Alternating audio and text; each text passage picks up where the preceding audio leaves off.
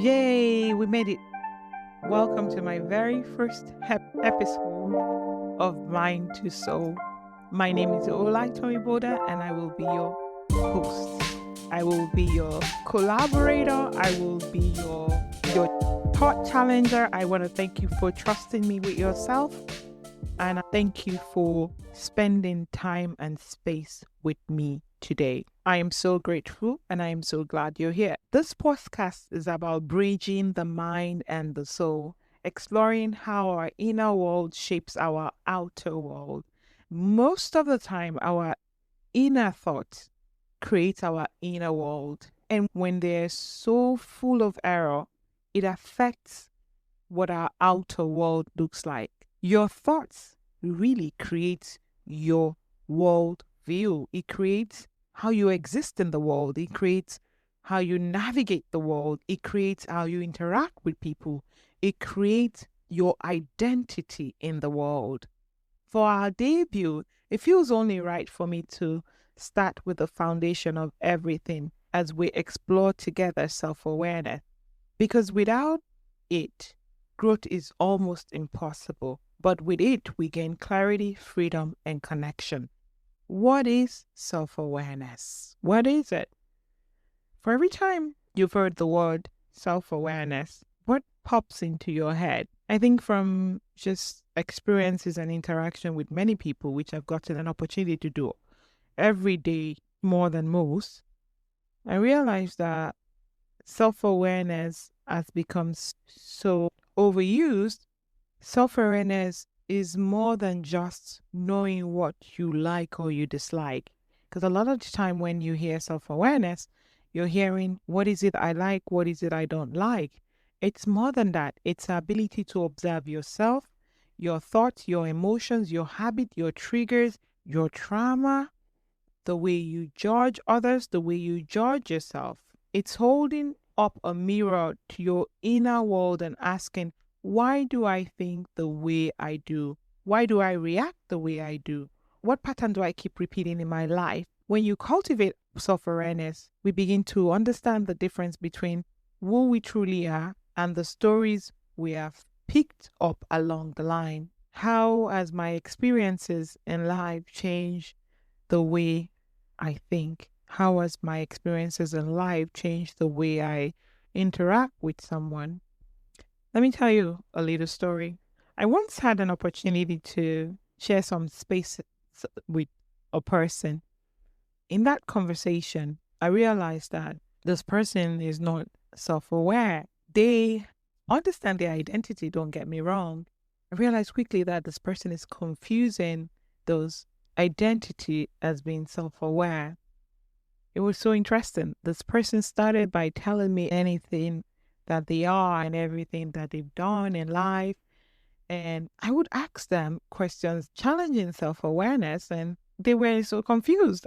That's because there is a confusion with self-identity and self-awareness, achievement and self-awareness. Because we've achieved certain things, we think we're aware of ourselves through that experiences, but we don't realize that we still haven't met ourselves fully. I want you to think about the last time you snapped at someone. On the surface, it might look like anger, but if you pause and reflect, maybe it wasn't about the moment at all. Maybe it was stress, maybe it was exhaustion, maybe it was fear. Self-awareness lets you peel back those layers and find the truth underneath. Self-awareness is a gateway to our choices. Without it, we're stuck in autopilot, reacting instead of responding, repeating instead of growing. But when we are aware, we can say, this thought isn't serving me. This belief isn't really good for me. This habit no longer works for me. Even this person in my life may not be the most healthy relationship for me. When we know ourselves, we can communicate more honestly, set clearer boundaries, understand others without projecting our own wounds onto them. I want to set boundaries. I want to set boundaries. I am determined to set boundaries. I'm going to make sure that this person doesn't disrespect my boundaries. But a lot of the time, we don't even set boundaries with ourselves. What does self-boundary look like? If you're setting boundaries with yourself, then you are tracking the thought that comes with that boundary. You're tracking the thoughts that is readily available, that is automatic to affect those boundaries. A good example is set up a boundary for yourself to be more healthy. This is going to be challenging. And I've heard a lot of times that this is more challenging for people because the first day they do it, they're more aware. By the third day, it becomes more challenging to follow through because your automatic movement is knocking on the door. How come you've forgotten me? This is how we do it. This has always worked for us. And so then you fight against it, maybe 2 more days. By the 5th day, you've really given up. And that's because you are not constantly checking the mind and reminding the mind, this is what I'm choosing. This is what's best for me. It's so easy to go back to what you've done so many times over and over again. And that prevents you from mind challenging. How do we build self-awareness? Awareness is a skill that we can nurture daily. Self-awareness is a daily commitment. Here are a few practices to start. Pause and observe your thought. A lot of the time I tell my clients, I say, journal your mind out, journal your thoughts out, dump all of it on paper and read it back to yourself. That allows you to pause and observe your thinking. Notice your thought. Notice the emotion. Name the emotions that is produced when that thought is produced throughout the day. Journal your inner world. What are you feeling? Are they emotions that are following you every day? Do you ever wake up and just start your day and you think you're starting fresh, but you're not realizing that there are certain emotions that have followed you throughout your life? They followed you from an experience in childhood and they never leave because you are so not aware of how much they are part of your daily life. So this will allow you to check in on those emotions. Make sure that those emotions that are not useful for you in your daily movement are not part of your daily movement. Seek reflection. I like reflection because it allows you to check the motive behind your thought. You reflect on them. Why do I feel this way? Why am I doing this? Why is this emotion coming through? Reflection allows you to question the why. Practice mindfulness. A lot of people ask me about mindfulness. What does mindfulness mean? Is it deep breathing? Is it meditation? Is it being still and quiet?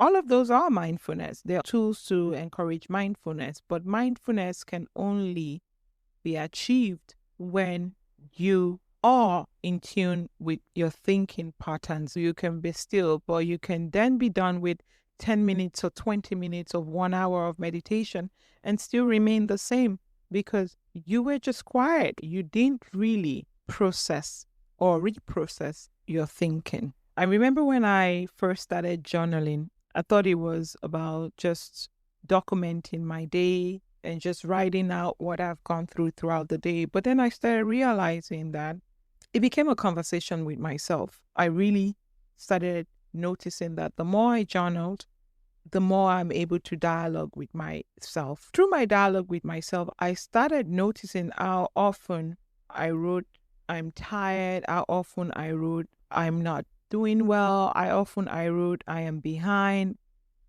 And those patterns revealed where my soul was craving rest, where I needed to be kinder to myself, why I felt the need to overexhaust myself, what part of my identity challenged my ability to self-care. And that's the gift of self-awareness. When you start to notice those patterns, those emotions, again, that I said in the beginning, that has followed you throughout your childhood that you don't realize, it's just sitting back there and it shows up every day and it's following you to work and then comes back home with you. And then when you go out and interact with a friend, that emotion is still there, waiting until something triggers you and it pops up. So that's what journaling did help me do. It allowed me to do conversation with myself. It shows me what emotions, it's almost like an audit for me. It allows me to audit self.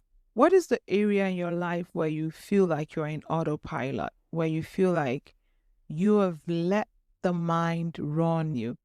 Is there part of your daily routine that is on autopilot? What would you notice if you just paused and really, really identify what your mind is doing before you moved? For every time you get in the car, before you start the car, are you checking in on your mind? Are you keeping account of your thoughts? I hope this has helped. This is the beginning.